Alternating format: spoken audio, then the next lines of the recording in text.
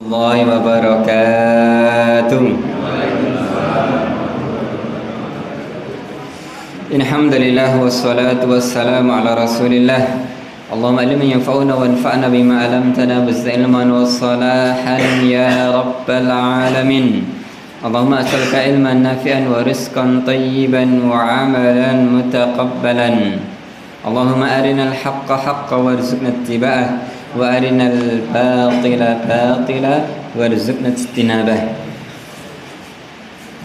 Allahumma sayyiban nafi'an. Allahumma sayyiban nafi'an. Allahumma sayyiban nafi'an. Jamaah rahimakumullah. Alhamdulillah, kesempatan ini kita lanjutkan kembali kajian kita membahas satu masalah yang sangat penting, yaitu masalah apa? Salat. Masalah apa? Salat. Semoga selain malam ini turun hujan, juga turun ilmu ke hati kita, turun ilmu ke diri kita, dan juga turun taufik atas diri kita, sehingga nantinya kita diberi bimbingan oleh Allah, bisa faham sholat yang benar bagaimana, bisa mengerjakan sholat yang benar bagaimana, atau sebagaimana judul yang ditulis oleh penulis Syalbani, kita sholat sebagaimana Nabi sholat. Sallu kama ra'aitumuni usolli. Rasulullah bersabda dalam hadis sahih Bukhari Muslim, sallu, salatlah kalian sebagaimana aku sholat. Jadi sholat itu amal yang besar. Jangan sampai dengan cara yang ngawur, dengan cara yang yang penting sholat. Jangan, Pak. Ini amalan yang paling besar, bahkan amalan yang nanti pertama kali dihisab di hari kiamat. Awalama yuhassabu yaumal qiyamat, awalama yuhassabu alil abdi yaumal qiyamati shalah. Amal yang nanti pertama dihisab di hari akhir adalah apa? Sholatnya. In saluhat, kalau sholatnya baik, salaha sairu amalih, baik seluruh amalnya. Wa in fasadat, jikalau jelek, jelek seluruh amalnya. Jadi kalau kita pengen beragama dengan baik, beribadah dengan baik, dengan cerdas, satu Pak kuncinya, jaga apa? Sholat. Jaga sholat itu bukan hanya sholat pada waktunya, tapi juga sholat sesuai dengan yang dituntunkan. Jangan sampai sholat nanti asal-asalan. Jangan sampai. Jadi mari kita berusaha lebih serius membahas tentang sholat. Kemarin telah kita bahas masih bab yang pertama tentang persiapan sholat. Kalau tidak salah tentang berdiri ketika sholat. Nanti kalau nggak mampu duduk. Yang terakhir kalau nggak salah kita poin yang keempat, ya, sholat di atas perahu. Sholat di atas perahu. Sholat di atas perahu asalnya tetap berdiri. Ini maksudnya perahu, tetapi kalau dalam konteks sekarang bisa dikiaskan dengan yang lainnya. Dengan yang lainnya, misalkan di atas apa? Pesawat, kendaraan dan yang lainnya. Dan yang lainnya. Sholat berdiri sekuatnya. Tetapi kalau memang takut nanti tenggelam, sebagaimana yang kita bahas kemarin, ya, shallu qa'iman, sholatlah berdiri, atau dalam hadis sholli fiha qa'iman, sholatlah di atas perahu itu dalam kondisi berdiri. Illa, kecuali antakhafal gharaq, kecuali kamu takut apa? Takut tenggelam. Jangan maksakan. Kalau memang perahunya kecil kemudian berdiri nggolingan repot. Atau jenengan misalkan naik pesawat memaksakan semuanya berdiri, nanti pesawatnya goling-goling misalkan. Kalau di Indonesia mungkin jarang, Pak. Tapi kalau kita bayangkan saya ke Saudi, naik Saudia, melewati malam hari, biasanya waktu subuh di atas pesawat. Jadi bayangkan kalau pesawat antar negara kan biasanya besar, Pak. Airbus 380 gitu, ya. Itu kan penumpangnya 400-an gitu. 400-an, bayangkan 400 sholat semuanya di belakang gitu. Wah, itu goleng gitu kan. Jomplang gitu. Nah, imbang. Ya, tentu kan ya semampunya. Intinya jangan sampai kemudian melakukan sesuatu yang seolah-olah itu memaksakan dalam agama, tapi kemudian bisa ada mudarat bagi keselamatan. Islam tidak seperti itu. Islam itu agama yang selalu seimbang, memerintahkan untuk beribadah dengan sebaik-baiknya, semaksimalnya, tapi juga tentu tidak menafikan faktor-faktor keselamatan, faktor-faktor hajah dan yang lainnya. Dan juga yang kemarin kita bahas, bahwa Rasulullah itu ketika masih muda, ketika masih kuat, sholatnya beliau berdiri gitu ya. Bahkan sampai akhir hayat beliau. Tetapi ketika beliau sakit, sholat dalam kondisi duduk. Bahkan disebutkan dari riwayat ini kita bahas kemarin, ketika Rasulullah walamma asanna wa sallallahu alaihi wasallam wa kabura ittakhadha amudan fi salahu. Rasulullah ketika sudah mulai senja usianya, beliau mengambil tiang di dalam sholatnya, ya'tamida alaih, beliau berpegangan, bersandar pada tiang tersebut. Tidak apa-apa kalau dibutuhkan. Kalau konteks sekarang ya misalkan ada yang sholat pakai kursi seperti kemarin kayak bapaknya pakai kursi, tidak apa-apa. Kalau misalnya sudah nggak mampu berdiri, dia sambil pakai kursi atau pakai yang lainnya, ya tidak apa-apa. Yang penting sudah berusaha maksimal. Baik, kemudian akan kita bahas yang kelima, sholat tahajud sambil berdiri dan duduk. Dibaca nggih? Silakan dibaca. Ya, di sini. Kana sallallahu alaihi wasallam yusalli lailan tawilan qa'iman wa lailan tawilan qa'idan wa kana idza qara'a qa'iman raka'a qa'iman wa idza qara'a qa'idan raka'a qa'idan. Ya, baik.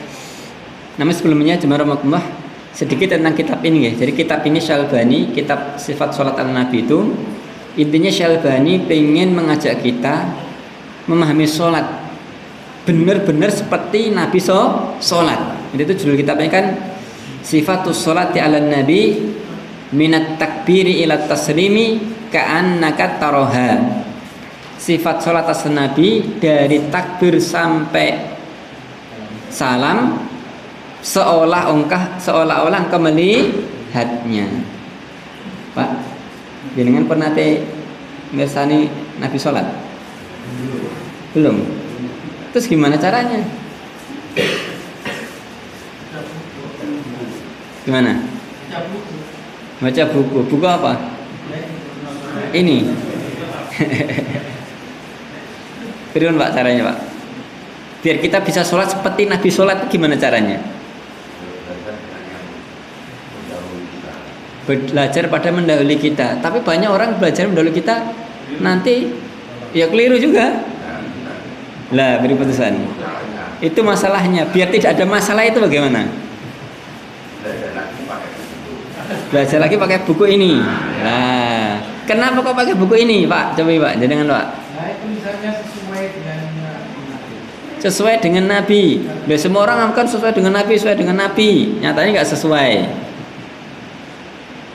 Gimana Pak? Lah itu dia. Untuk itu kalau kita pengen sholat seperti Nabi, ikuti apa? Hadis. Ikuti hadis, bukan katanya. Atau menggunakan taklid mazhab. Taklid mazhab ini, mazhab itu, mazhab ini. Jangan. Atau taklid dengan tradisi ini, tradisi itu. Jangan. Baca hadis Nabi, terutama tentang apa? Sholat. Pun mungkin jenengan pas sempat saat mau coba hadis Sahih Bukhari segini pun itu mungkin nanti. Sementara fokus dulu kitab ini pun diringkas. Sholat itu bagaimana? Hadis ini tentang sholat apa? Bagaimana? Untuk itu buku ini sini tentang apa? Hadis semuanya. Dan sudah disebutkan hadisnya ini sahih, hadisnya hasan. Memang beliau dalam kitab ini mencukupkan diri dengan dua hadis itu. Kalau tidak sahih ya hasan. Atau hadis yang memiliki kelemahan tapi kemudian menurut beliau dengan syawahid dan yang lain menjadi hasan li ghairihi. Dan itu bisa dipakai. Jadi dipakai. Sehingga buku ini cukup fenomenal, Pak. Kenapa fenomenal? Karena beliau menulis buku ini fokus pada hadis Nabi yang sahih atau yang hasan, sehingga benar-benar tidak bisa kemudian kita gontok-gontokan. Oh, saya kan begini, saya kan begini. Mantap. Ini hadisnya Nabi. Sudah mau ikut hadis atau tidak? Kan simple.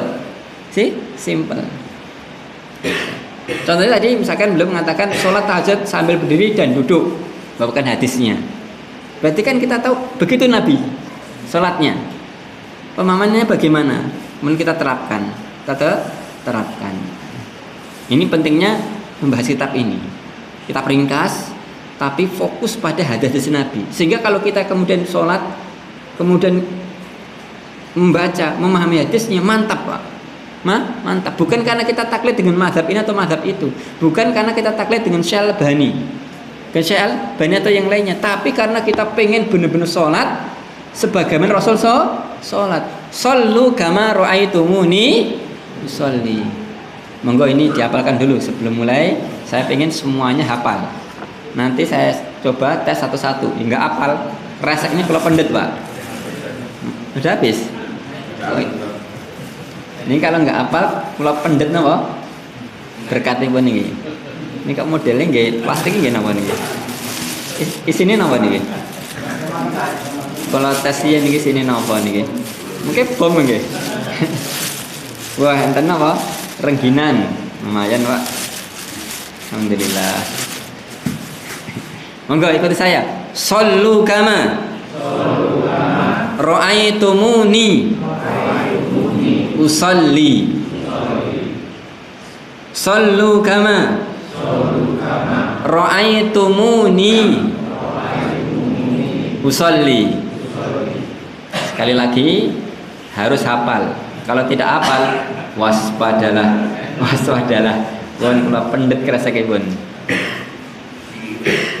Monggo.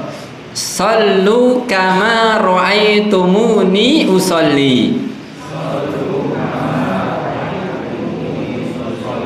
Waduh, mulai kelakan. Cobi, saya lagi ya. Alhamdulillah lulus. Waduh, Pak Malik. Calon nih. Moga sepeda malih. Shollu kama ra'aitumuni usolli.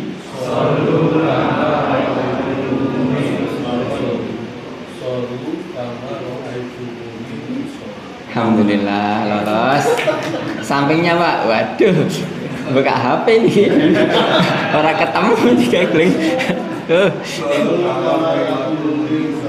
Alhamdulillah Pak bareng ini pun lulus. Alhamdulillah. Sampingnya pojok Pak. Wah mantap bapaknya ini. Di pojok ternyata jelas ternyata. Oke, pojok sana langsung lompat. Enggak Pak. Alhamdulillah. Yang di luar. Nah ini Pak dekat pagar. Pak. Nah jadi kan. Alhamdulillah. Pun yang lain anggap hafal. Sholatlah. Kama koyo. Ni. Selalu kama ra'aitumuni. Ra'aitu kalian melihat. Ni aku. Rasulullah usolli sholat. Sholatlah kalian sebagaimana Rasulullah sholat. Ini perintah Nabi. Perintahnya sholat sebagaimana Nabi sholat. Bukan membiayai sholat yang ini kok. Sing ngajari Pak Guru agama yang ini kok. Kowe aneh-aneh. Nah gitu. Tapi ada plesetannya. Pripun? Sholatkah kamu dengan muni usolli? Waduh. Kamu dengan muni usolli. Usolli fardhu. Usolli fardhu. Waduh. Pun saat ini buatan bahas niku. Lah kapan bahasnya? Nanti ada di sini tentang niat. Nanti ada dibahas. Baik, kita bahas dulu yang tadi tentang sholat tahajud duduk dan berdiri. Lalu dibaca hadis riwayat Muslim dan Abu Dawud. Karena Rasulullah SAW dulu Rasulullah SAW yusalli lailan, sholat malam berarti sholat tahajud atau sholat yang lainnya dari sholat malam. Tawilan panjang, lama. Qa'iman, berdiri. Jadi sholat malam berdiri, panjang itu. Walailan tawilan qa'idan. Tapi juga beliau pernah sholat malam yang panjang duduk. Tapi belum pernah Rasulullah sholat malam mau ngebut, Pak. Allahu Akbar, Allahu Akbar, Allahu Akbar, Allahu Akbar. Gitu loh yang dalam video ini belum pernah. Rasulullah itu sholat malam panjang, Pak. Berdiri atau duduk. Tapi yang jelas apa? Panjang, slow gitu. Nggak ada yang ngebut. Apalagi sholat taraweh. Sholat taraweh. Taraweh itu artinya apa? Nah, taraweh. Santai, istirahat, santai. Namanya istirahat itu santai napa ngoyo? Santai, istirahat. Dari kata yang sama, taraweh, istirahat. Artinya santai. Jadi sholat malam itu santai gitu. Jangan sholat malam kayak apa? Senam aerobik, malah pegel mengke. Itu jangan. Di sini Rasulullah sholat malam panjang. Berdiri atau duduk, tapi panjang, Pak. Panjang. Berdiri, jadi dia dalam kondisi berdiri atau duduk. Wa kana idza qara'a qa'iman raka'a qa'iman. Kalau Rasulullah membaca, dalam artian membaca ayat ya, Al-Fatihah dan ayat-ayat yang berikutnya, berdiri maka rukuknya juga berdiri. Wa idza qara'a qa'idan raka'a qa'idan. Kalau beliau membaca dengan duduk, ya maka rukuknya dengan duduk. Maksudnya konsisten. Bukan kemudian apa? Wah, berdiri dulu rukuknya nanti enggak. Tetap kalau berdiri baca Al-Fatihahnya dan ayatnya, nanti rukuknya juga begitu. Berdiri. Kalau dia duduk ya duduk. Nanti rukuknya juga dengan yang sepadan dengan itu, ya. Tidak rukuk dengan berdiri. Baik. Kemudian ada hadis yang berikutnya memperjelas lagi. Hadis berikutnya dibaca. Ini ayat Bukhari. Karena ahyanan yusolli jalisan fayaqra'u wa huwa jalisun. Fa idza baqiya min qira'atihi qadru ma yakunu 30 aw 40 ayat. Qama faqra'aha wa huwa qa'iman. Summa raka'a wa sajada. Summa yasna'u fil raka'ah as-saniyati misla dzalik. Kemudian di sini ada keterangan tambahan. Jadi tadi kan asalnya ketika sholatnya itu berdiri ya berdiri terus, duduk ya duduk terus. Bukan berarti berdiri enggak rukuk enggak sujud. Maksudnya ketika dia baca ayatnya itu berdiri, rukuknya juga nanti begitu. Kalau dia duduk nanti rukuknya juga menyesuaikan gitu. Maksudnya begitu. Tapi ada penjelasan tambahan. Jadi Rasulullah kadangkala itu sholatnya begini. Karena ahyanan yusolli jalisan. Kadang-kadang, ahyanan berarti kadang-kadang, bukan sering. Jalisan, sholat dalam kondisi duduk. Loh, katanya sholatnya berdiri, Pak. Harus berdiri. Ini kok duduk? Di depan, Mas. Jenengan, Mas. Oh, oke. Di depan. Kenapa kok boleh duduk? Ini nggak disebutkan sakit, kok. Ayo, nggak bisa alasan ini. Kenapa Pak ini boleh duduk? Sholatnya sunnah, sholat malam. Karena sholat malam. Kan tadi katakan sholat apa? Malam, lailan, ya. Lailan. Jadi boleh sholat malam kondisi duduk. Meskipun nggak sakit. Yang tidak boleh itu sholat apa? Wajib fardu. Nggak boleh. Kalau sholat malam tidak apa-apa, sholat sunnah tidak apa-apa. Bahkan berkendara pun tidak apa-apa. Sholat wajib tidak boleh. Jadi kadang Rasulullah sholatnya duduk. Faqara'ahu huwa jalis, dan dibaca kondisi duduk. Baca misalkan surat Al-Baqarah atau yang lainnya. Fa idza baqiya min qira'atihi qadru ma yakunu 30 aw 40 ayat. Tetapi ketika sisa apa yang dibaca itu sekitar 30 atau 40 ayat. 30-40 ayat ini sekitar 1 lembar mungkin ya. 1 lembar atau 1 lembar setengah lah. Sisa itu misalkan baca surat Al-Baqarah. Al-Baqarah ada sekitar 8 lembar. Berapa lembar Al-Baqarah, Pak? Nah, sekitar itu. Sekitar 25 lembar karena kan sekitar 25 sedikit lah. Maka dia membaca duduk. Begitu nanti lembar terakhir, hampir akhir, tentang misalkan ayat yang panjangnya itu tentang hutang. Udah dia berdiri, baca berdiri, kemudian setelah itu nanti rukuk, kondisinya sesuai dengan rukuk, sesuai dengan yang berdiri. Qama faqara'aha wa huwa qa'iman, maka dia berdiri membaca kondisi berdiri, tsumma raka'a wa sajada tsumma sunna fi raka'atis tsaniyah mithla dzalik. Kemudian beliau rukuk sujud, kemudian nanti di rakaat kedua juga seperti itu. Jadi membaca panjangnya duduk. Begitu mau selesai berdiri, kemudian rukuk sujud sebagaimana biasa. Ini boleh. Ini boleh. Berikutnya hadis berikutnya, wa innama shalla subhata qa'idan fi akhir hayatihi lamma asan wa dzalika qabla wafatihi bi 'amin. Okay. Ini ada keterangan wa innama, dan sesungguhnya shalla subhata qa'idan, bahwa Rasulullah salat subhata, ini salat sunnah maksudnya ya, salat sunnah qa'idan dalam kondisi duduk, fi akhir hayati, itu hanya di akhir hayatnya, awalnya enggak. Jadi ketika sudah mulai tua, kemudian fisiknya tidak sekuat dulunya lagi, maka beliau salatnya duduk, salat malamnya. Wa dzalika qabla wafatihi bi'am, yang itu Rasul kerjakan sholat dalam kondisi duduk ketika malam itu adalah 1 tahun sebelum meninggal. Jadi masih di tahun-tahun akhir, sudah di tahun-tahun akhir, bukan di awal. Ini menunjukkan sebenarnya memang kalau bisa itu sholat berdiri meskipun sholat malam. Apalagi sudah sholat malam, rakaatnya apa? Pendek, kilat lagi itu, kulhu. Wah, ini tentu nggak layak, tidaklah layak. Berikutnya terakhir di poin itu,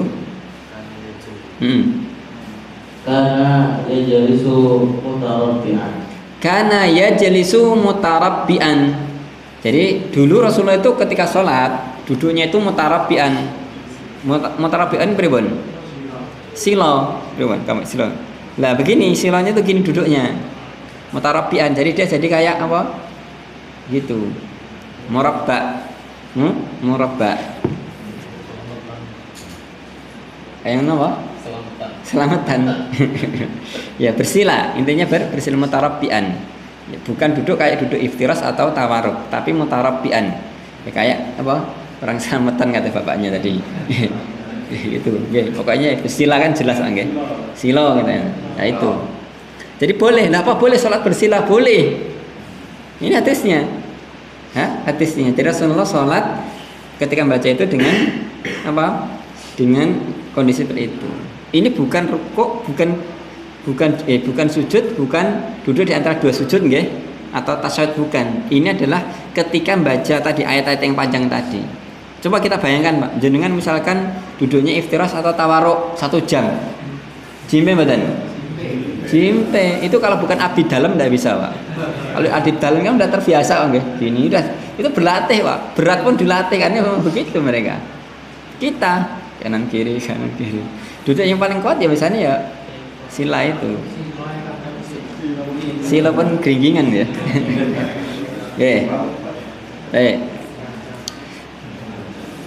Berikutnya yang ke-6. Salat dengan bersandar. Karena yaqifu hafian ahyanan wa mutana'iran ahyanan. Ya, baik. Ini hadisnya banyak, tapi saya akan baca ringkas saja. Yaitu sholat dengan memakai sandal dan perintah untuk mengerjakannya. Menunjukkan sholat memakai sandal apa? Boleh, bukan wajib loh, Pak. Mungkin habis kajian langsung sholat pakai sandal, pakai karpet sini. Ini kan kajian kemarin pakai sandal. Boleh, bukan wajib. Dan juga tentu sesuai dengan kondisi,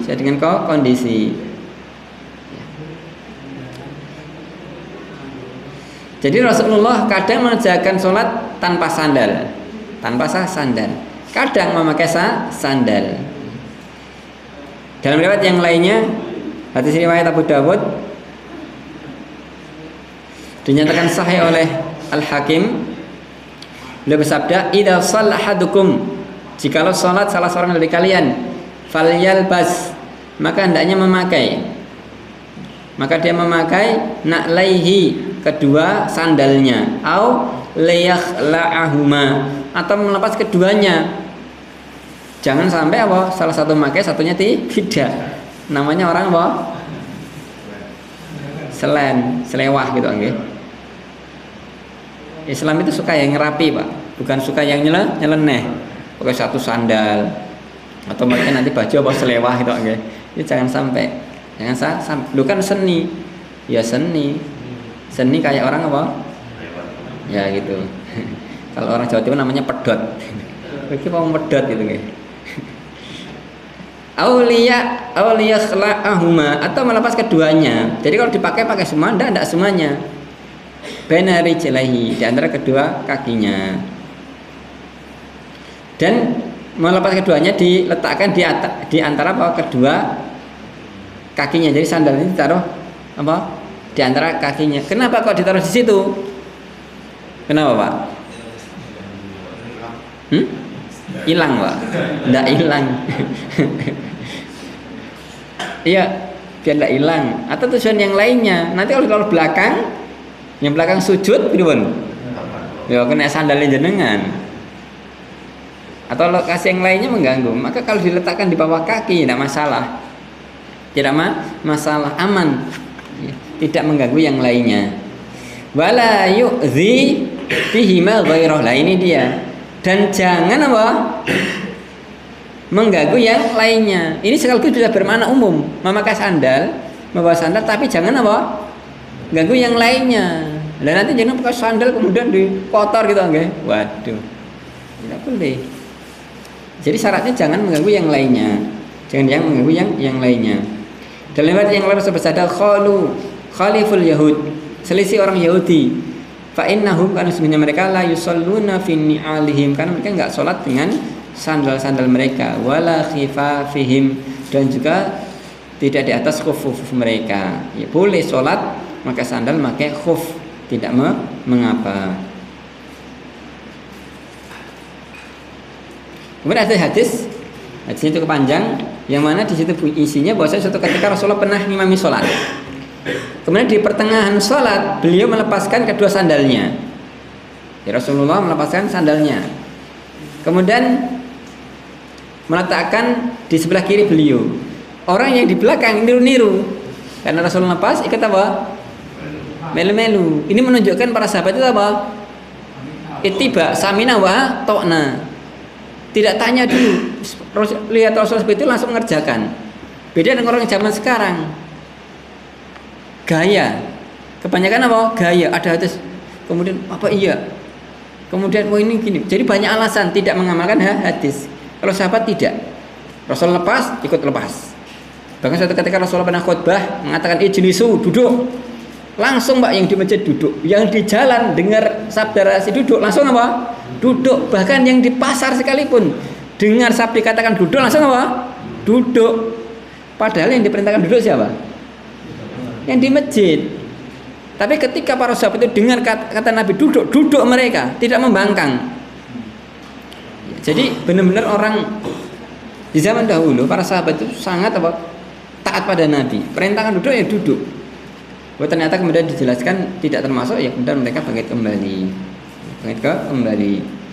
Kemudian Rasulullah melihat para sahabat melepaskan sandalnya, mengatakan, mengapa kalian melepaskan sandal kalian? Para sahabat menjawab, kami melihat engkau melepaskan sandal, maka kami pun melakukan itu wahai Rasulullah. Kemudian beliau pun bersabda, Inna Jibril, sesungguhnya Jibril atani, datang kepadaku, akhbarani, mengabarkan kepadaku, anna fiha qadaran, di sandalku ada najis atau kotoran. Maka fa'al qaituhuma, maka aku pun melepaskan keduanya. Fa idza jaa ahadukum al masjid falyandur ila na'laihi. Maka kalau kalian datang ke masjid maka lihat sandalnya, kalau kotor ya lepaskan, ya, jangan dipakai. Jangan dipakai. Ya, ini riwayat Abu Dawud dan yang lainnya. Di sini ada beberapa faedah. Ada beberapa faedah. Yang pertama, sholat dengan sandal boleh.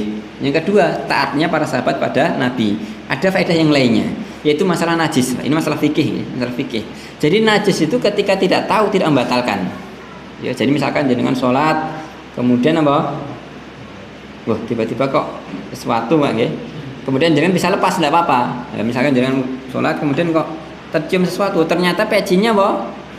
Ya, tadi jatuh ke toilet atau kemana, lupa, ya, lupa. Wah, padahal kan, ya tadi kemudian ke ambuk, gimana misalkan? Jadi lepas, tidak apa-apa, tidak membatalkan. Masalahnya kalau nggak bisa dilepas, beribun. Loh kok bajunya misalkan, ya, masuk dilepas, sah-sah saja. Aduh, nanti ada dengar. Lah iya, kamu masuk dilepas. Terus gimana? Ya sudah pakai saja. Pakai saja. Oh enak man pakai saja. Waduh gimana Pak Malik ini? Ada najisnya. Tetap sholat atau dilepas? Kira enggak? Ya. Jadi tadi kaidahnya kalau bisa dilepas apa? Dilepas. Tapi kalau tidak bisa, misalkan itu baju yang menutupi aurat, ya tidak bisa. Apalagi misalkan, mohon maaf ya, pakaian dalamnya, mosok dilepas di situ, nanti horor itu Pak, viral itu nanti. Telah terjadi jamaah Masjid Ar-Rasyid Permkorpri viral, tiba-tiba apa? Pedot dalam sholat, bukan medot sholat ya, tapi apa? Pedot dalam sholat. Kenapa kok gini? Wah repot itu. Ya jangan. Kalau memang nggak bisa, batalkan sholatnya. Balik ke rumah, oke. Yang lainnya kemudian sholat kembali. Jadi intinya satu, kalau bisa dilepas lepas. Nggak bisa, batalkan sholat. Karena itu membatalkan. Karena syarat sah sholat, di antara syarat sah sholat kan dua, yaitu apa? Raful hadas izalatun najasah. Raful hadas izalatun najasah. Mengangkat hadas dengan wudhu, mandi besar atau yang menggantikan yaitu tayamum, dan menghilangkan najis. Ini keduanya harus ada. Bedanya kalau hadas itu tidak ada, langsung batal Pak. Misalkan dengan sholat, tadi belum wudhu, batal enggak? Batal. Tapi kalau najis tidak tahu, tahunya ketika sholat, dihilangkan. Tidak bisa baru dibatalkan. Tidak membatalkan langsung. Tidak membatalkan langsung. Ini bedanya hadas dengan najis ketika terjadi dalam sholat. Terjadi dalam sholat. Kalau najis, kalau bisa dihilangkan, lepaskan, tidak membatalkan sholat. Ini nanti Nabi batal tidak sholatnya? Tidak batal. Jadi najis tidak serta-merta membatalkan apa? Sholat. Kalau masih bisa kemudian dilepas, dihilangkan. Tidak perlu membatalkan sholat. Kecuali kalau memang tidak bisa dilepaskan, maka apa? Baru dia membatalkan, dilepaskan, kemudian balik sholat, ganti pakaian atau yang lainnya. Kalau memang itu dalam pakaian. Jelas ya? Oke, ini faedah penting dari hadis ini.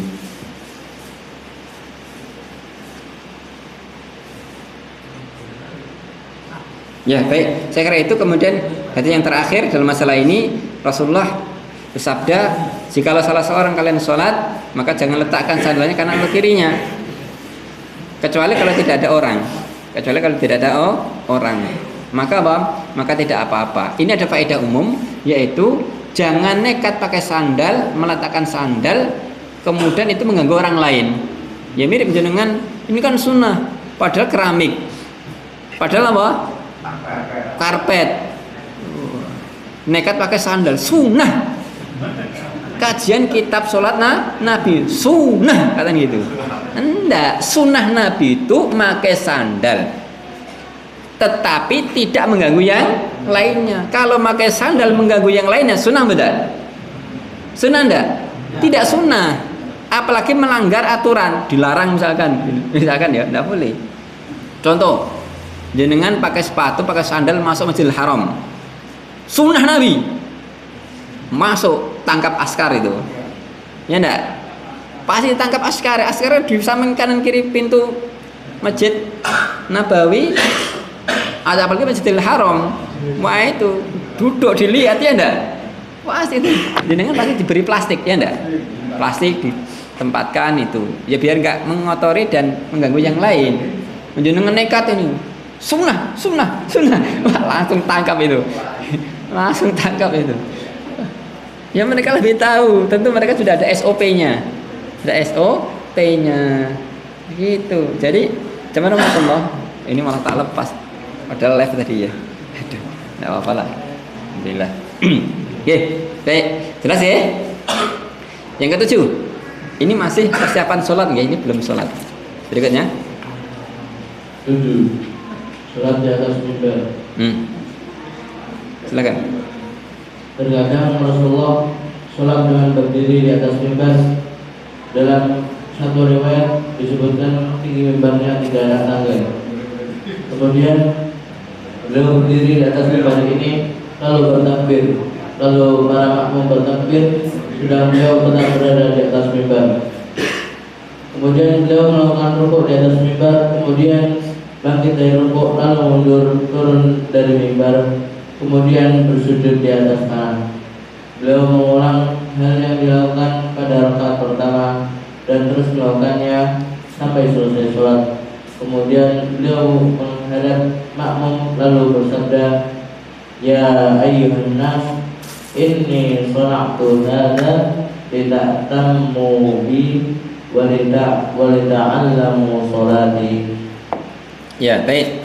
Jadi Rasulullah pernah sholat di atas mimbar. Atas mimbar. Kemudian ketika rukuk atau sujud, beliau kemudian turun ke bawah, sujud, rukuk, sujud di bawah mimbar. Maksudnya tidak di atas mimbar ya, tapi di atas tanah langsung. Kemudian beliau balik kembali seperti itu. Kemudian ketika selesai, beliau kemudian apa? Menghadap ke makmum kemudian bersabda. Dan ini yang penting dan ini ada beberapa faedah. Beliau mengatakan, "Ya Yohanes, wahai sekalian manusia, inni shana'tu hadza." Sesungguhnya aku melakukan ini, sholat di atas mimbar. Litak tamu, supaya kalian mengikuti, mencontoh, meniru. Gimana bisa mencontoh, meniru kalau nggak tahu? Itu kan Rasul naik mimbar biar kelihatan, Litak tamu bi, walitak lamu sholati, dan juga supaya kalian mempelajari sholatku.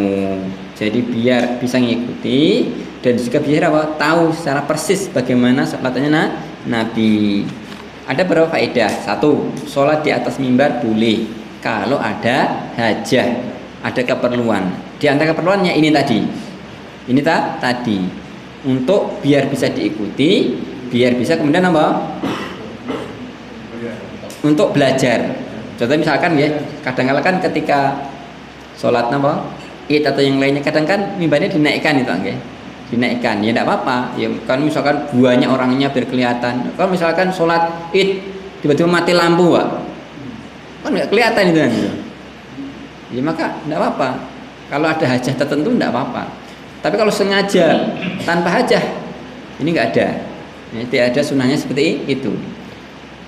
Yang kedua, ini menunjukkan pentingnya pendidikan sholat secara maksimal. Bahkan meskipun harus sholat di atas mimbar, boleh. Misalkan di sekolah atau yang lainnya gurunya sholat di atas mimbar atau di atas tempat yang tinggi, biar apa?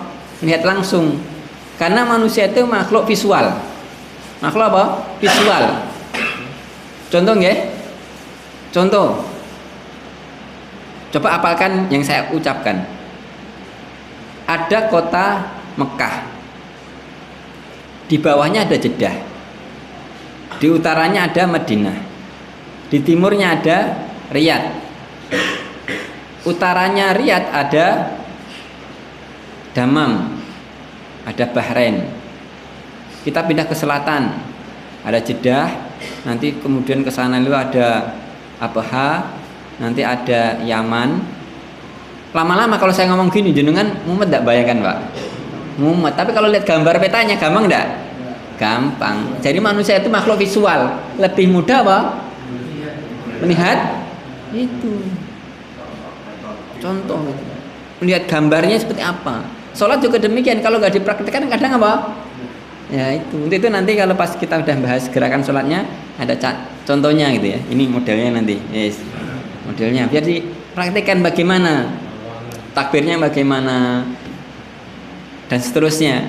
Biar kemudian begitu visualnya.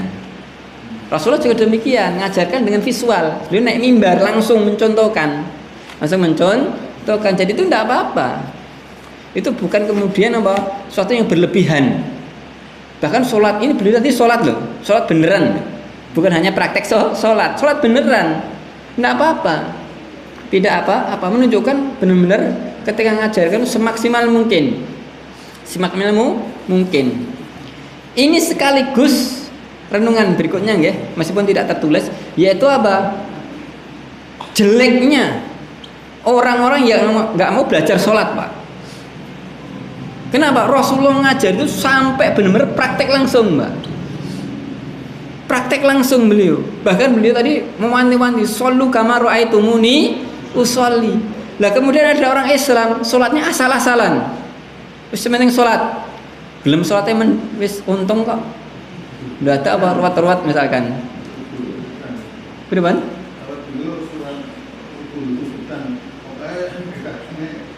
Sholat rubuh-rubuh apa gedang? Oh gitu.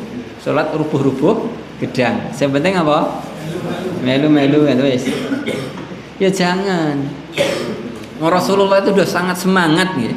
Mengajarkan bahkan memberi contoh langsung tadi, praktek langsung, memerintahkan langsung. Kemudian kita menyepelekan jangan. Untuk itu monggo nggih, monggo. Kajian ini kita niatkan untuk mewujudkan itu. Mewujudkan semangat kita sholat dengan benar. Alhamdulillah Pak, meskipun hujan-hujan, hujan-hujan itu semangat belajar apa? Sholat. Nanti itu kan udah eman-eman Pak. Ini ada isinya 1, 2. Ini baru setengah jam le. Jenengan napa santai mawon. Ini masih berapa jam Pak Amir? Sampai jam berapa nanti? Ini rugi loh kalau hanya setengah jam. Penuh ini masalahnya. Yeah. Semangat Pak, semangat belajarnya. Apalagi ngaji zaman saat itu enak loh Pak. Terus badan enak, wajib ada snacknya dan yang lainnya. Nanti itu saya senang kalau ngisi di Aroset itu Pak. Soalnya apa? Tadi ada makanannya gampang masuk. Gampang apa masuk? Sing masuk nama nih. Itu. Alhamdulillah. Panjenengan apa siam lah Pak? Kabupaten Dianu. Oke mawon. Oke, alhamdulillah. Dan saat ini masuk ya, oke Pak. Oke, alhamdulillah. Baik. Berikutnya sutroh. Ini penting juga.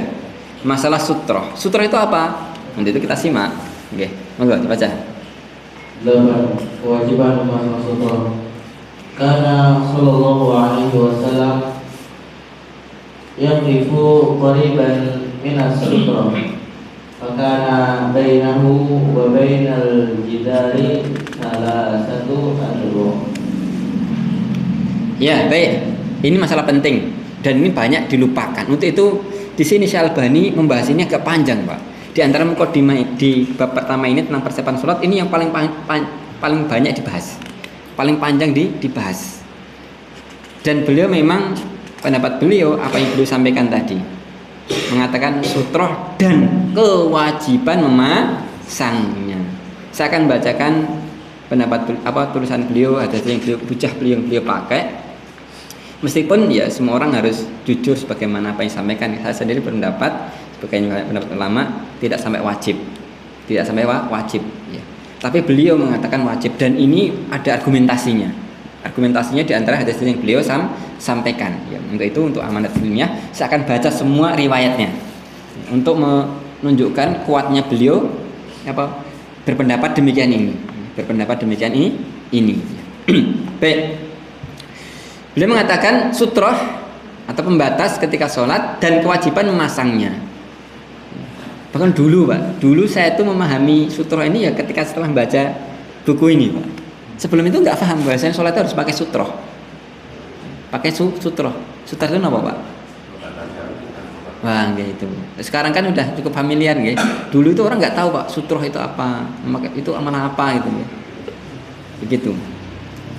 Baik, ada beberapa hal. Kita baca hadis-hadisnya dulu.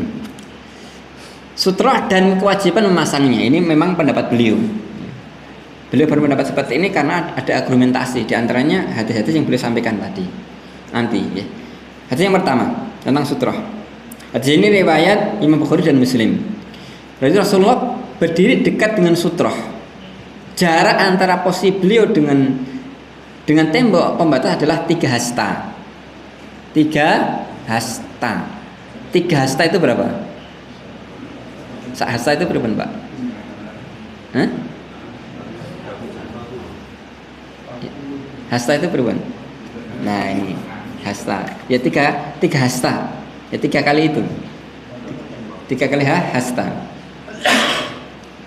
Kemudian sedangkan jarak antara tempat sujud beliau dengan tembok selebar lintasan seekor kambing. Selebar lintasan kambing. Lah kira-kira lintasan kambing itu berapa meter, Pak? Lebarnya 30. Ya kurang lebih 30-40 lah. Enggak 1 meter. Kambing apa 1 meter itu, Pak? Kambing kembung ada. Enggak ada kok kambing 1 meter. Itu kambing musuhan gemuk ya paling 40-30 itu angin. Tapi ya juga enggak sempit sekali. Ini menunjukkan juga kalau bisa mengusahakan shop sholat itu ya jangan terlalu apa? Rapet, Pak. Enggak nyaman itu ya. Kadang sampai gini gitu ya. Karena ini kan biar muatnya banyak. Iya, biar muatnya banyak, tapi sholat itu ya biar apa? Nyaman. Jangan hanya ngejar apa muatnya banyak kayak noto boto kok. Nggak bisa gerak. Nggak bisa. Ya sholat yang nyaman, gerak biar nyaman. Sutra itu ya tadi 3 hasta antara dia dengan pembatas. Kemudian ketika sujud antara tempat sujudnya dengan tembok pembatas itu selebar lintasan kambing. Ya tadi 30-40 cm lah. Sekitar itulah. Sekitar itu. Jangan terlalu dekat, jangan terlalu jauh. Kalau terlalu dekat nanti akan menyulitkan, misalkan ketika orang mau misalkan itu sholat berjamaah atau yang lainnya kan menyulitkan itu. Atau yang lainnya. Baik. Kalau terlalu jauh maka ya kehilangan fungsi dari sutrah itu. Kemudian hadis berikutnya hadis hadis yang kedua ya dibaca. Tusalli ila sutrah wa la tada' ahadan yamurru baina yaday fa in aba fal tuqatilhu fa inna ma'ahul qalil. Nah ini hadisnya bagus Pak, penting, harus dipahami dengan baik. Jadi dalam hadis ini, hadis kedua dalam masalah sutrah, ini hadis riwayat Ibnu Khuzaimah dan yang lainnya. Rasul bersabda, la tusallu illa ila sutrah. Janganlah kalian sholat melainkan dengan menghadap sutrah. Nah, ini kalau difahami lafaz hadisnya, Rasul melarang sholat tanpa apa? Sutrah. Ketika ada larangan maka yang berlaku kebalikannya, yaitu apa? Harus dengan sutrah. Ini juga ya alam yang menjadi alasan beliau mewajibkan sutrah. Dengan sutrah. Karena Rasul bersabda la yusallu illa ila sutrah. Jangan kalian sholat kecuali menghadap sutrah. Wala tada' ahadan yamurru baina yadaik, dan jangan biarkan salah seorang lewat depan kalian ketika sholat. Fa in aba, kalau dia nekat, faqatilhu, maka apa? Maka apa, Pak? Faqatilhu. Apa, Pak? Qatilhu.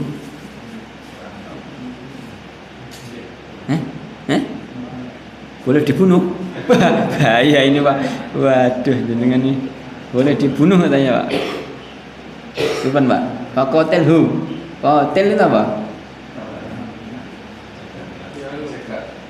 Ya. Jadi qatala yaqtulu, bunuh.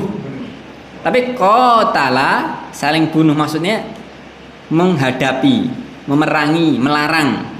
Jadi cegahlah.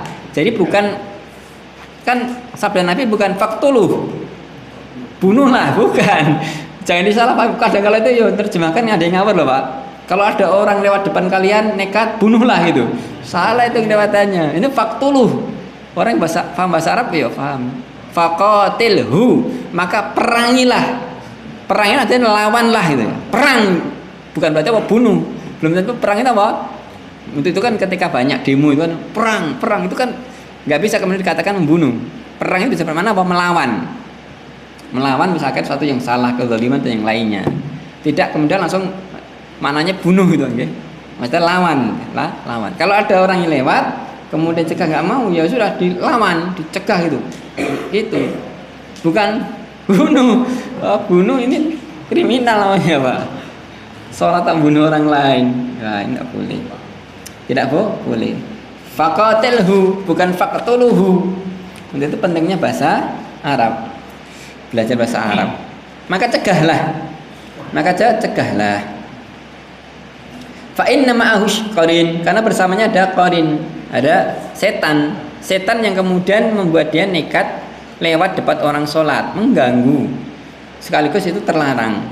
Itu terlarang. Baik. Hadis berikutnya kita baca semuanya tentang sutra ini. Idza shalla ahadukum ila sutrah falyadr minha la yaqta'u asy-syaitanu 'alaihi sholatan. Baik, ya. Masih lanjut. Kana ahyanan yataharra as-sholata 'indal ustuwanati allati fi masjidi. Ya, baik. Ini sebagian hadisnya panjang, saya langsung baca terjemahannya. Idza shalla ahadukum, jika salah seorang dari kalian salat ila sutrah, menghadap sutrah, falyadnu minha, maka mendekatlah, jangan jauh-jauh. Misalkan tadi 4 meter gitu, enggak ada faedahnya. La yaqta'u syaitanu alaihi salatahu, jangan sampai kemudian setan memutus salatnya, maksudnya lewat di depannya, dekat di sutrah. Tadi kan yang pertama satu jalur kambing itu nggih. Satu jalur kambing, jangan jauh-jauh. Dan riwayat yang lainnya disebutkan kadangkala beliau mencari tempat untuk sholat menghadap tiang yang ada di masjidnya. Jadi memang mencari apa? Sutroh. Mencari sutroh, misalkan yang ada apa? Di depan, atau mungkin ada orang, atau mungkin naruh sesuatu. Mencari, ya jelas berusaha mencari sutroh. Kalau tidak ada. Baik. Kemudian dalam riwayat yang lainnya, dalam riwayat Muslim, apabila Rasulullah sholat di tempat yang beliau tidak ada sutrohnya, beliau menancapkan tombaknya. Ini biasanya sholat di lapangan, di bil musalla, sholat atau yang lainnya. Beliau menancapkan tombaknya di hadapannya. Kemudian beliau sholat menghadap tombak tersebut, dan orang sholat di belakang beliau. Yang di belakang beliau tidak menancapkan tombaknya. Ini ada faedah penting sebelum berlanjut, nggih. Ini sholat di lapangan. Bukan tiba-tiba jenengan nanti sholat di Masjid Ar-Rasyid bawa apa? Linggis, tes itu, ngikutin Nabi. Ya enggak, ini beda konteks. Jadi sholat Rasulullah itu ngimami atau yang lainnya yang di lapangan yang tidak ada sutrohnya.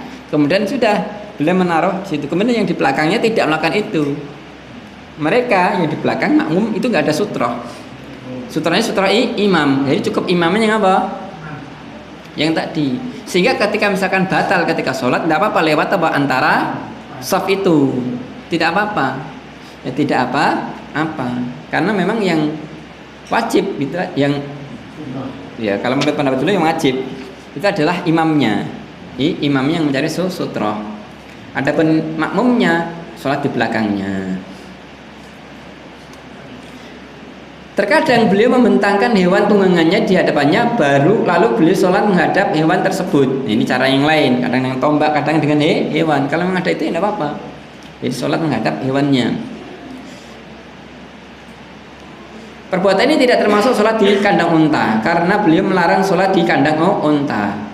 Terkadang beliau mengambil pelana dan menegakkan di hadapannya, lalu beliau sholat menghadap bagian ujung pelana. Pelana itu tempat yang digunakan untuk apa? Naik kendaraan, kuda dan yang lainnya. Ini juga bisa dimaknai misalkan kita berpergian membawa apa? Rangsel, tas atau yang lainnya. Kemudian apa? Apa Pak?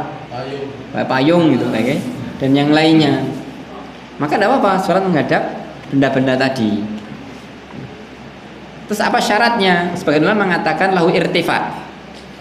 Benda itu harusnya memiliki apa? Ketinggian. Lahu irtifa, jadi punya ketinggian. Ya, misalkan tas kan punya ketinggian itu. Kalau tidak punya ketinggian ya maka apa? Maka fungsi sutrohnya hilang. Baik, kemudian hadis yang berikutnya ini panjang, saya baca terjemahannya aja. Jam berapa Pak sekarang Pak? Masih lama Pak ya? Baik. Baik, Rasulullah bersabda, apabila salah seorang dari kalian telah meletakkan di hadapannya sesuatu yang tingginya seperti ujung pelana nggih, maka silahkan ia sholat dan tidak perlu menghiraukan orang yang lewat di balik pembatas itu. Rasulullah pernah sholat menghadap sebatang pohon dan terkadang beliau sholat menghadap tempat tidur, sedang Aisyah berbaring di atas tempat tidur tersebut berselimutan kain lundrunya. Maksudnya kalau orang udah pakai sutroh, ada yang lewat di depannya tidak masalah, di depan sutrohnya ya, bukan di depan orang sholatnya. Ya, misalkan ya, ini ada meja, ini sholat di situ, ada orang lewat sini, tidak apa-apa, tidak apa-apa. Kalau sekarang kan ada yang dijual online gitu, yang kayu-kayu itu loh, itu kadang juga bermanfaat juga. Karena misalkan yang di belakang sholat, yang depan misalkan pengen balik atau pengen ada urusan tertentu atau panitia pengen segera nyeting apa tempat kajian, ya sudah dipakai itu, kemudian dia bisa lewat di depannya, tidak apa-apa kalau itu dibutuhkan. Ini sekaligus menunjukkan jemaah rahmatullah, jangan sampai kita melakukan sesuatu yang mengganggu orang lain. Jenengan misalkan sholat enggak, ada sebagian orang itu aneh Pak, sengaja sholat itu di sebelah apa? Pintu Pak. Saya kalau lihat orang kayak gitu tuh jelas sih pintu sholatnya di tempatnya Pak Amin misalnya gitu. Ada orang kayak gitu Pak, jadi sholatnya dia apa? Balik langsung pintu. Ini kan kalau orang lewat apa? Mengganggu sekali. Padahal di sini kan tidak masalah gitu. Tapi nggak tahu ya, kayaknya kebiasaan itu Pak. Jadi sholat itu kemudian apa? Mungkin pikirannya nanti begitu assalamualaikum langsung buat keluar itu. Itu jalan keluar. Kalau kayak kita nyari tempat parkir itu enggak? Ya enggak? Tempat yang shiratal mustaqim itu enggak? Cepat keluar itu. Ini sholat kok kayak nyari tempat parkir itu. Jangan. Di depan pahalanya banyak, ada sutrohnya itu. Ada sutrohnya itu. Ya, baik. Beliau tidak pernah membiarkan satupun melintas di antara dirinya dengan sutroh. Pada suatu ketika beliau sedang sholat, tiba-tiba seekor kambing datang dan hendak melintas di hadapan beliau. Lalu beliau maju mendahulunya, sehingga perut beliau menempel ke dinding dan kambing itu lewat di belakang beliau. Jadi kambing lewat, kemudian apa? Dia maju. Loh, kenapa kambing itu tidak diceblek atau di gimana gitu? Gimana? Ya namanya kambing. Masa mau apa kungfu dengan kambing? Jadi ini prinsip penting. Ketika kita berinteraksi dengan yang suatu yang tidak berakal, yang paling bagus itu menghindar, Pak. Bu, ngantuk kelihatannya. Ini faedah penting, Bu. Ngantuk. Aduh. Ini belum jam 9 loh.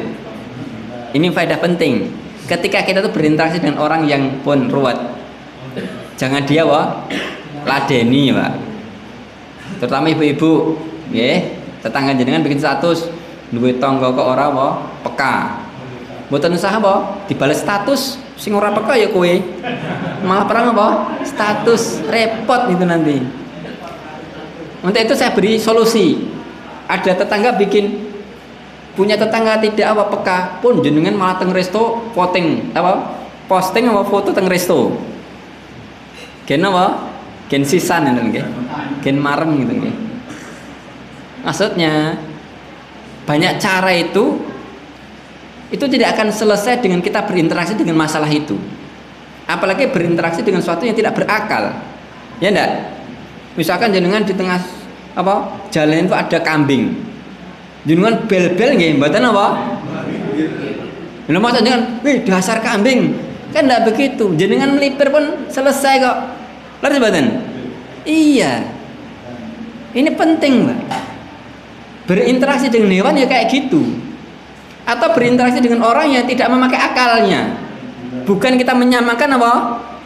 Orang itu sebagai kambing. Tapi memang begitu prinsipnya. Contoh dalam Al-Quran kisahnya Abu Jahal.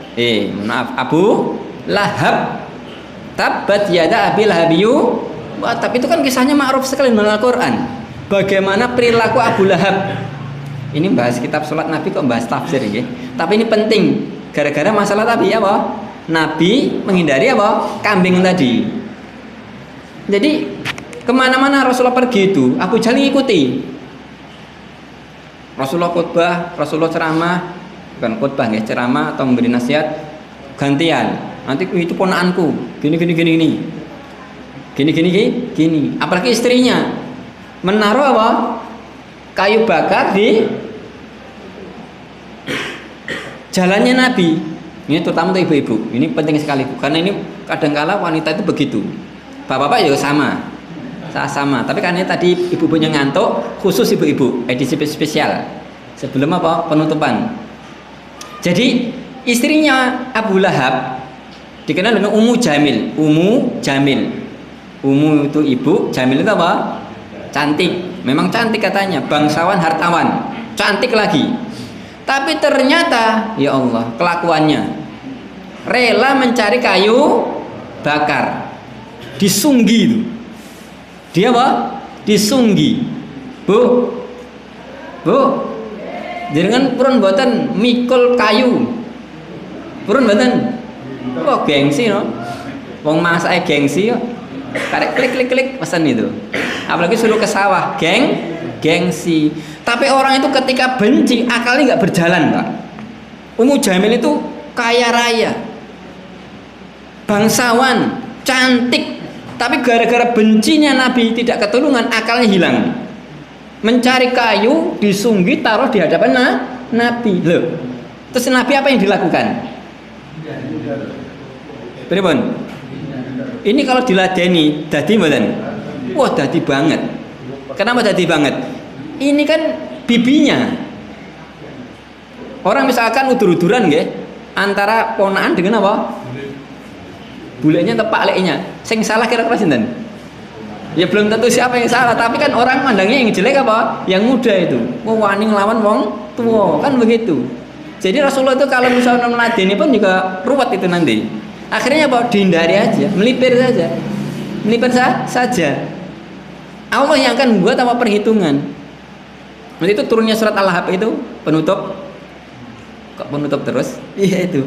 Itu kan kisah turunnya suatu ketika Rasulullah khutbah. Mohon maaf bukan khutbah, ceramah. Menasihati orang Quraisy di Bukit Sofa. Bukit Sofa kan tinggi ya. Jadi kalau Masjidil Haram itu bukit yang rendah itu namanya Kidak, yang ada jam towernya itu, yang ada jam gede itu daerah lembahnya, Kidak namanya. Nanti yang tingginya adalah Sofa, seberangnya berarti. Rasulullah mengumpulkan orang Quraisy di situ, mengatakan pada mereka, ya ma'asyar Quraisy, wahai orang Quraisy, andai kata saya beritahu kalian di balik bukit ini, bukit apa? Itu yang di belakangnya Sofa itu ada bukit, sampai sekarang masih ada, yang ada terowongan ke Mina. Ini yang sudah pernah ke sana bisa bayangkan, oke? Ada terowongan Mina itu. Ya, saya pernah uji nyali, Pak, jam 12 malam sendirian masuk terowongan itu. Wah, berapa lama itu? Kira-kira selamat betul, Pak? Selamat betul? Ya selamat, nyatanya ngisi pengajian di sini. Wah, itu karena dulu saya tinggalnya di Aziziyah itu, apa? Suatu ketika pas umroh. Jadi mengatakan ketika kalau saya katakan di balik bukit ini ada musuh siap menyerang kalian, percaya tidak? Percaya, kata mereka. Karena engkau yang terpercaya ini dan gitu. Kemudian Rasul mengatakan, wahai masyarakat Quraisy, wahai sekalian orang Quraisy, berimanlah pada Allah, ibadah pada Allah, karena di balik dunia ini ada azab yang pedih. Takwalah pada Allah, tauhidan Allah. Langsung Abu Lahab berdiri mengatakan, tabat laka ya Muhammad, celaka tangan wahai Muhammad. Alihada jama'tana, apakah untuk hal ini engkau kumpulkan kami? Intinya dileh-lehke. Dan Nabi Muhammad tidak menjawab apapun, tidak meladeni sedikit pun. Tapi Allah turunkan surat Fa'anzalah hadhihi surah. Allah turunkan surat Al-Lahab. Tabbat yada abi lahabiyu wa tab. Intinya orang semodel Abu Lahab atau semodel istrinya atau orang-orang yang tadi tidak menggunakan akalnya jangan diladeni, mending apa? Menghindar. itu lebih selamat. Kalau ada orang gila kita ladeni bisa-bisa ikut, lah itu jangan diladeni. Baik, saya kira itu dari hadis ini tentang sutroh. Intinya bahwasanya sutroh adalah suatu hal yang penting, sampai hal yang penting. Bahkan kemudian sebagian ulama berpendapat wajibnya maka sutroh. Di antaranya adalah hadis yang terakhir, saya baca makna artinya aja. Seandainya kalian melintas di hadapan orang yang sedang sholat, mengetahui besarnya dosa yang ia dapatkan, niscaya dia berdiri selama 40. Ditanya Abu Hurairah, 40 apa? Dia mengatakan 40 hari, 40 bulan, 40 tahun. Intinya dosanya besar. Jangan lewat orang yang sholat ya, di hadapan orang yang sholat. Hadis ini juga menguatkan tentang pentingnya memakai sutroh. Tapi wa alam yang rajih, memakai sutroh itu hukumnya sunnah, karena Rasulullah pernah sholat tanpa sutroh. Wa alam dalam beberapa hadis yang lainnya yang beliau tidak sebutkan di sini. Dan ini wa alam pendapat dari banyak ulama yang lainnya. Demikian, semoga bisa membawa faedah untuk kita semuanya. Wa alam bisawab. Wassalamualaikum warahmatullahi wabarakatuh.